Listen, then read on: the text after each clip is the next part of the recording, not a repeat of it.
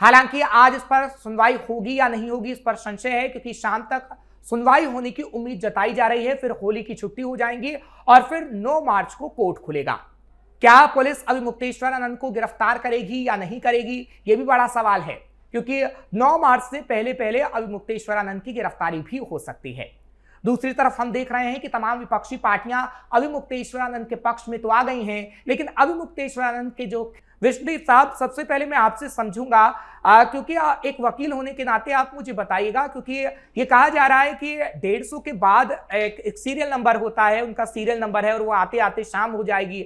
अगर आज नहीं हुआ तो 9 मार्च के बाद कहीं ना कहीं होगा उनकी सुनवाई पर फैसला और पुलिस उनकी गिरफ्तारी कर सकती है। जैसा कि हाई कोर्ट के अंदर जब हम बेल या किसी केस के लिए जाते हैं तो आइटम नंबर इश्यूज होते हैं, आइटम नंबर इशू किया जाता है। उस आइटम नंबर के हिसाब से जैसा कि जानकारी मिल रही है कि 147 नंबर है जो स्वामी जी का आइटम नंबर है, तो उसमें हो सकता है कि हाई कोर्ट वहां तक आइटम नंबर आज ना चले। तो अगर आज नहीं चलेगी तो बीच में छुट्टियां हैं, तो 9 के बाद ही इसकी सुनवाई होगी। और इन बिटवीन क्योंकि एफआईआर दर्ज है, कोई उनको अंतरिम राहत नहीं मिली है, तो पुलिस शायद उनको गिरफ्तार कर सकती है। ठीक है शिवेंद्र पंडित साहब, मैं आपके पास आ रहा हूं, ओपनिंग कमेंट लूंगा, फिर क्रॉस क्वेश्चन भी करेंगे। शिवेंद्र पंडित साहब, अब तो मेडिकल रिपोर्ट भी आ गई है, साबित हो गया है कि बच्चों के साथ यौन शोषण हुआ है। अब जब सबूत धीरे धीरे आ रहे हैं, तब भी आप सफाई में यही कहेंगे कि अभी मुक्तेश्वरानंद निर्दोष हैं? जय श्री राम, बहुत बहुत धन्यवाद कि कम से कम आपने ये सोचा कि चलो हमें भी सुन लेंगे। देखिए, मैं आपको एक बात बताता हूँ। जो टेस्ट हुआ उसमें क्या टेस्ट हुआ, उसमें ये साबित हुआ है कि हाँ, बच्चों के साथ जो है यौन शोषण हुआ है, ठीक है। लेकिन क्या ये साबित हुआ है क्या कि यौन शोषण जो है इन्होंने किया है? पहला तो ये है। दूसरा ये है कि अगर उनके कहने पे ही तो कोर्ट ने आदेश दिया था, बच्चों के कहने पे तो कोर्ट ने आदेश दिया था कि हाँ जो है आप उन्हीं के कहने पे तो एफआईआर दर्ज हुआ है, तो बिना उसके तो हुआ नहीं है।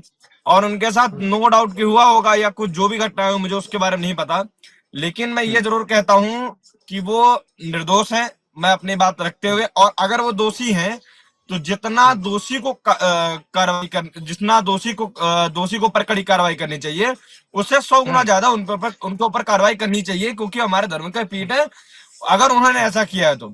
लेकिन मैं तार्किक मतों से ये बात कह सकता हूँ कि नहीं, उन्होंने ऐसा नहीं किया होगा।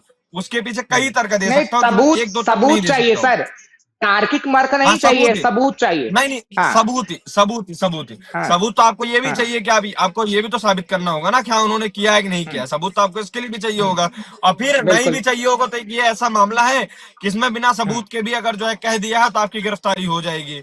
इसमें भी हमें कोई वो नहीं है, गिरफ्तारी करना हो तो खुले द्वार है, जब चाहे वो जाके गिरफ्तारी कर सकते, पुलिस कोई दिक्कत नहीं है। और जो है जांच करे और निर्दोष पाया जाए तो उनके ऊपर भी कड़ी से कड़ी कार्रवाई की जाए। लेकिन मैं आपको एक बात बता देता हूँ, शंकराचार्य का जो पद है ना, वह जो है एक धर्म का पद है। शंकराचार्य कोई व्यक्ति नहीं है, शंकराचार्य एक धर्म का पद है। अगर कोई धर्म के पद पर होगा और ऐसी गलत संगति उसके आश्रम में होगी या फिर पीठ में होगी या फिर यौन उत्पीड़न किसी का होगा, तो कहीं ना कहीं पुलिस पूछताछ करेगी, कोर्ट में मामला जाएगा। निर्दोष होगा तो कहीं ना कहीं वो बच जाएगा, आरोपी होगा तो सजा होगी।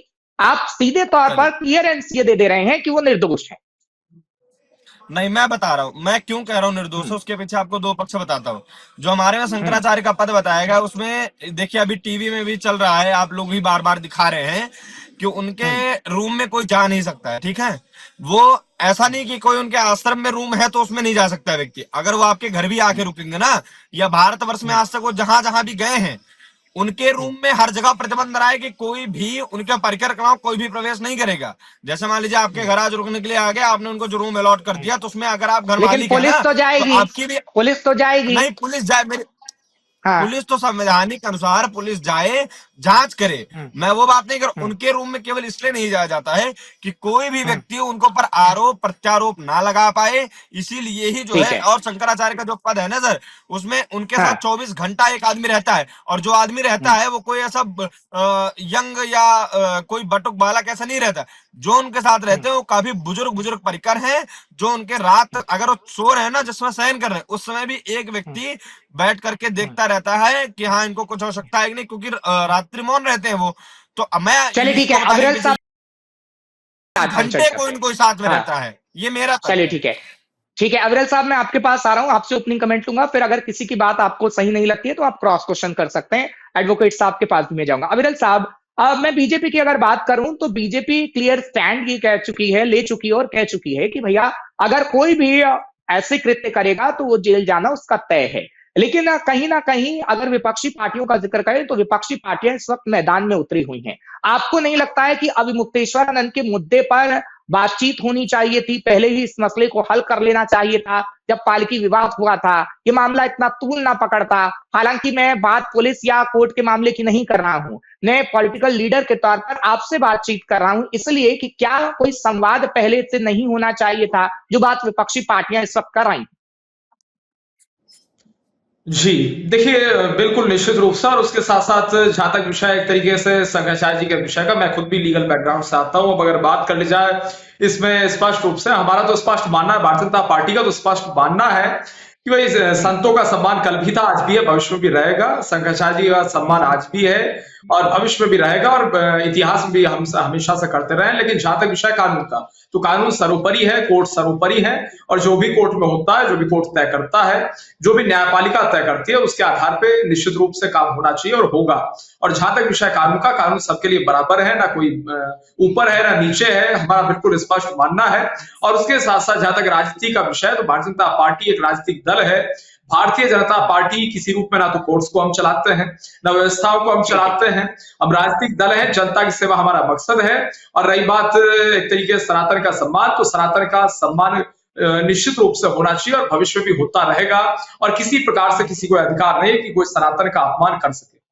जी ठीक है, आप बैलेंस कर रहे हैं, कहीं एक तरफा नहीं जाके आप बैलेंस करने की कोशिश तो नहीं कर रहे हैं कि इधर भी ना बोलें, वोट बैंक पर असर पड़े, उधर भी ना बोलें, ऐसा तो नहीं है? नहीं, देखिए उत्तर प्रदेश के माननीय मुख्यमंत्री योगी जी का तो बिल्कुल स्पष्ट मानना है, हमारी सरकार का बिल्कुल स्पष्ट मानना है, संतों का सम्मान है, संतों का सम्मान है, इसमें किसी रूप में कोई दो राय नहीं है। संतों की ये सरकार है, उत्तर प्रदेश की सरकार संतों की सरकार है, सनातनियों की सरकार है, इसमें किसी रूप में कोई दो राय नहीं है। लेकिन जहां तक विषय कानून का, अगर कोई अपराध करता है, अपराध पाया जाता है तथ्यों के आधार पे, तो निश्चित रूप से उसके विरुद्ध कार्रवाई होगी, ये बिल्कुल स्पष्ट है।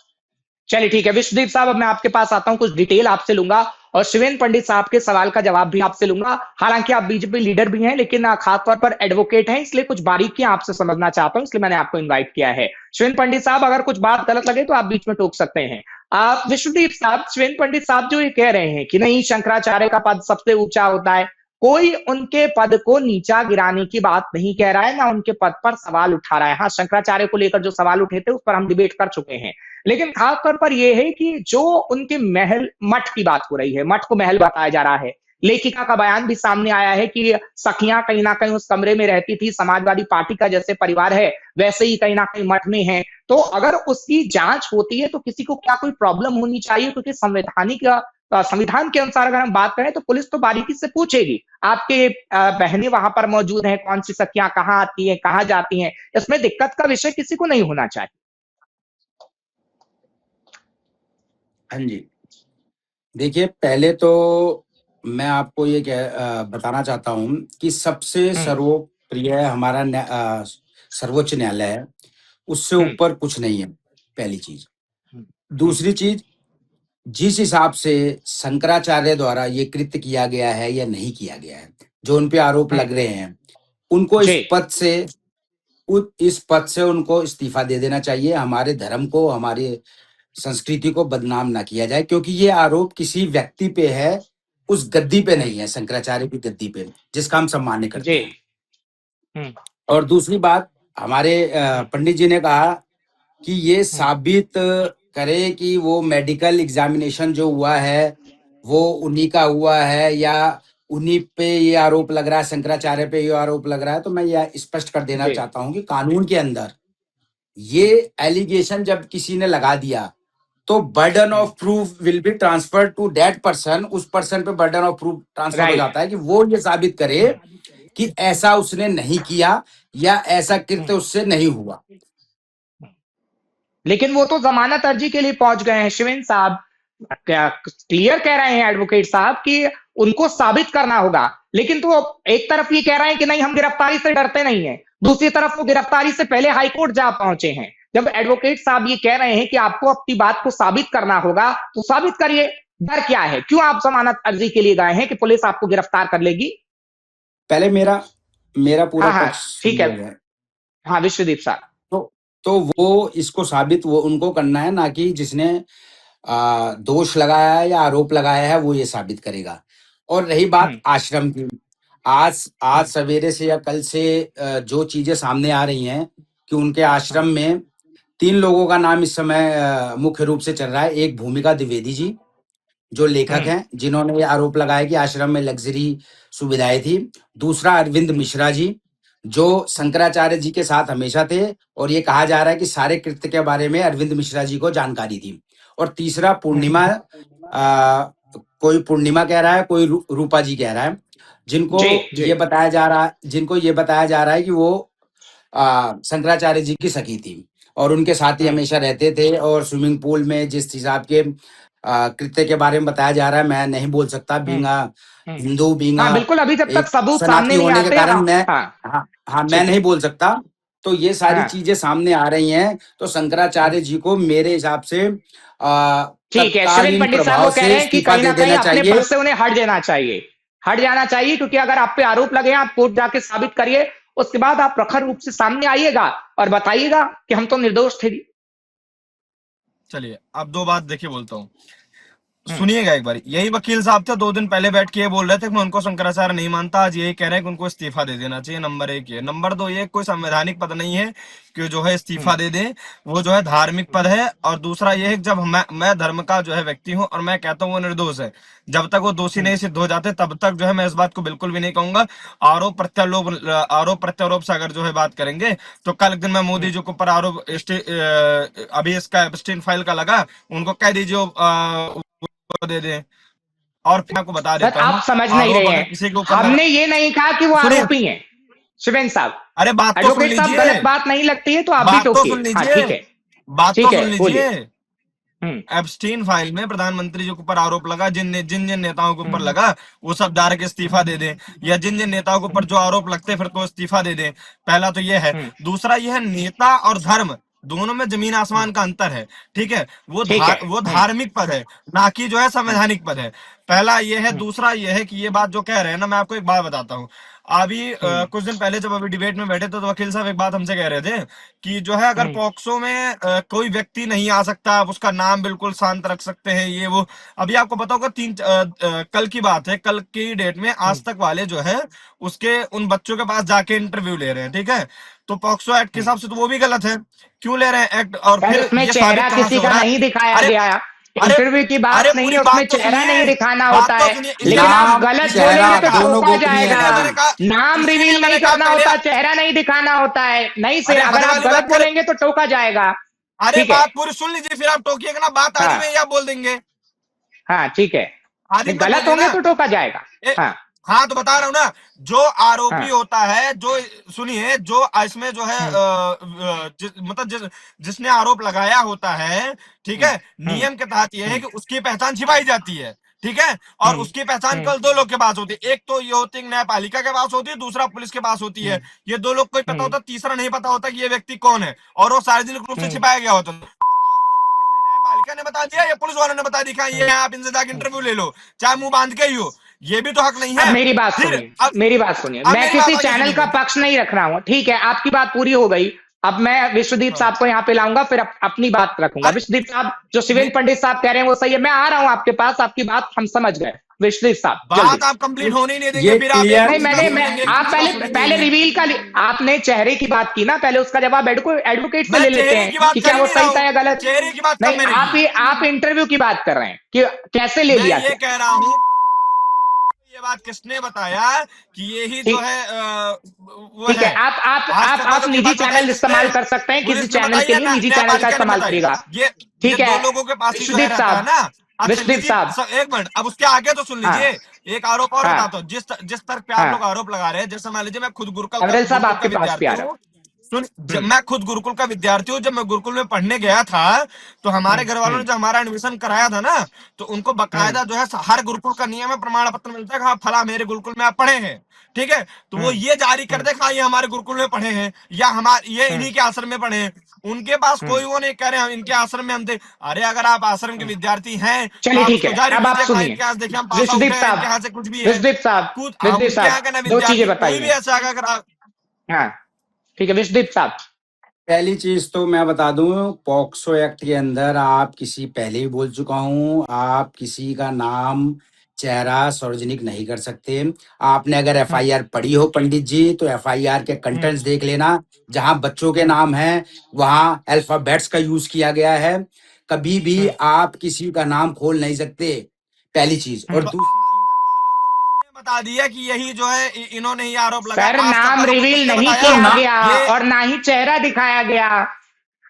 अरे तो आज तक वाले कौन होते? ये राइट क्यों दो एडवोकेट लोग के साहब, पास है ना, एक पहली पुलिस बात के पास है, शिवेन एक पंडित न्यायपालिका साहब, के पास है। शिवेन पंडित अरे साहब मेरी बात सुनिएगा। शिवेन पंडित साहब, मैं लेके हाँ, उनको, मैं पेश कर रहा हूं उनको, मैं उनको पेश कर रहा हूं। हो सकता है मैंने बता दिया हो, मैं पेश कर रहा हूं, लेकिन आप लीगली नहीं ले सकते उनका नाम। आप लीगली उनके उनकी आइडेंटिफिकेशन नहीं खोल सकते हो, पहली चीज। अच्छा, और दूसरी चीज, दूसरी चीज, जो इन्होंने कहा कि वहां जब गुरुकुल में एडमिशन लेते हैं प्रमाण पत्र, हाँ, और क्या प्रमाण पत्र मिलता है, उसके लिए गुरुकुल में एडमिशन लिया जाता है, उनका सवाल था। हाँ, हाँ। वो प्रमाण पत्र की बात हम यहाँ तो कहीं, क्या हम इस मीडिया पे डिसाइड कर दें कि शंकराचार्य जी ने आरोप ये कृत्य किया है कि नहीं किया? यही डिसाइड हो जाएगा क्या? ये सारी चीजें ट्रायल का विषय है, मैं पहले भी कह चुका हूँ, ये ट्रायल का विषय है, कोर्ट इसको डिसाइड करेगी। आज बिल्कुल आप ये ठीक है। बताओ, प्रमाण पत्र और फलाना हाँ। पत्र और ढिमकाना पत्र, ये इस मीडिया चैनल या इस चैनल पे नहीं डिसाइड होगा, ये कोर्ट ट्रायल में प्रूव होगा कि उनके पास बिल्कुल, है कि नहीं है, यही शिवेन किसी पंडित गुरुकुल साहब से नहीं पढ़े समझ हैं पा कि रहे नहीं हैं। पढ़े हैं। शिवेन पंडित साहब, आप अच्छा, मैं आपके पास सुनिए, आ रहा हूँ। सुनिए। अविरल साहब के पास जाता हूँ, नहीं, उनको थोड़ा सा अब समय आप दे देता हूँ, फिर मैं अब आपके आप पास दोनों आऊँ। को एक रुकिए बात तो बता सही, दे रहे हो, जब मैं उनका मैं आरोपी आपको साबित पूरा करना हो रहा समय है, दूंगा, तब तो आप दोनों मैं लोग आपको बोल दे पूरा रहे हो। समय दूंगा। जब उनको नहीं, मैं आपको पूरा समय दूंगा। एक मिनट अविरल साहब, हाँ। आप बोलिएगा, आप कुछ कहना चाह रहे थे शिवेन पंडित साहब को, लेकिन शिवेन पंडित साहब आपसे एक अपील है कि आप किसी चैनल का नाम लें तो उसे निजी चैनल कहें, क्योंकि आप किसी चैनल पे दूसरे चैनल का नाम लेंगे तो कहीं ना कहीं उस पर आपत्ति होती है। आप निजी चैनल कह सकते हैं। अविरल साहब। बिल्कुल बिल्कुल, मैं इसी चीज को कह रहा था। किसी अगर न्यूज चैनल पे आप बैठे हुए हैं तो अन्य न्यूज चैनल का नाम आप नहीं ले सकते, ये बिल्कुल एक स्पष्ट मीडिया नॉर्म है।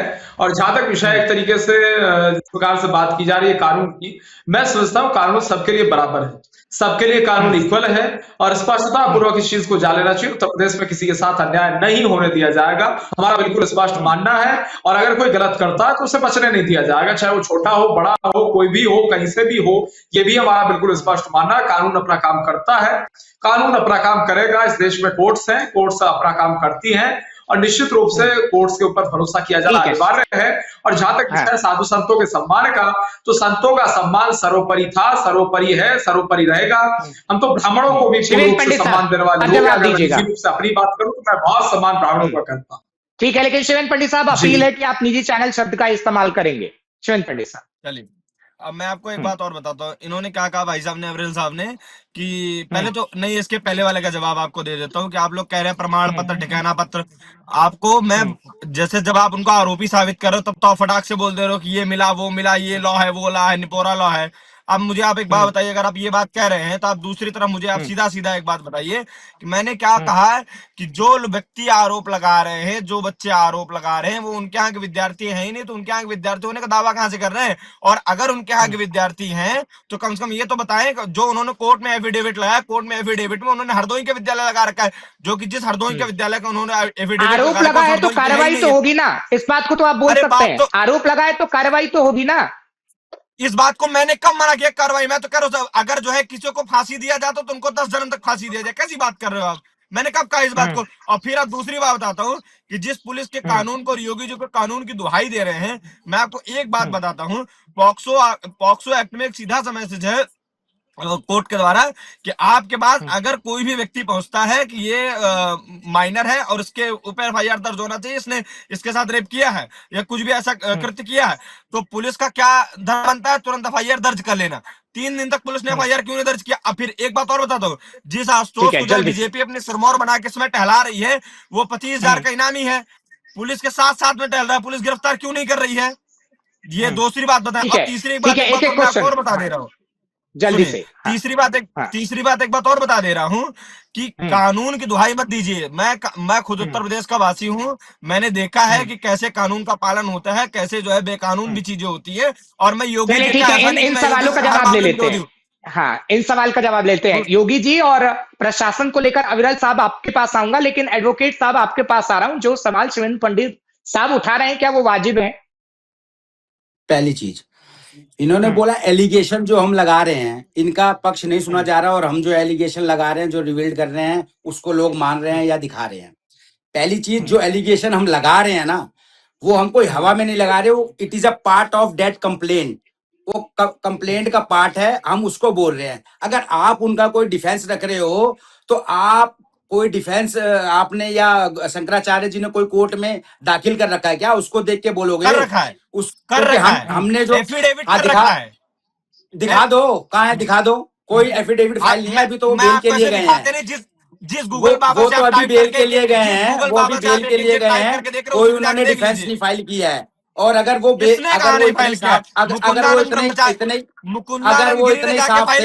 इतने साफ थे तो बेल के लिए क्यों गए? आके यहाँ जो उन पे आरोप लगे हैं उसका प्रत्यारोप करते और बताते कि हाँ ऐसा है, ऐसा है, ऐसा नहीं।